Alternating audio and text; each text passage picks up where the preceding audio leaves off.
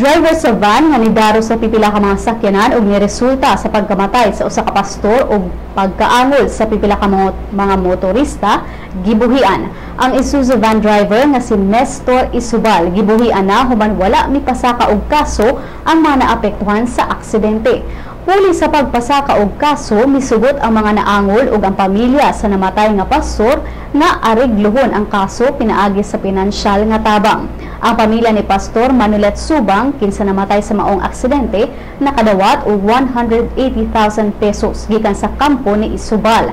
Samtang ang 8 ka mga naangol nakadawat og nagkalain-laing tabang pinansyal gikan sa 700 pesos ngadto sa 18,000 pesos. Siguni PO1 Nelson Sadile, kinsa traffic investigator, nga ang tabang pinansyal nadawat gikan sa kabanay ni Isubal kay daw ang driver mismo walay sapi.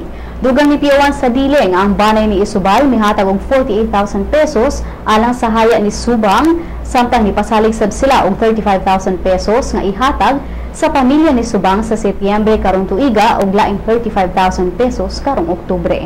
Laing nga timanon sa mga Isubal ang padayon nga pagbayad sa gisakyang motorsiklo o motor sa namatayng pastor kay daw wala pa kini maimpas og bayad. Kahinumdumang pasado alas 8 sa buntag ni atong niaging Sabado, nawada og break ang van nga gimaneho ni Isubal diin may resulta sa aksidente sa Barangay Kanduman, Dakbayan sa Mandaue.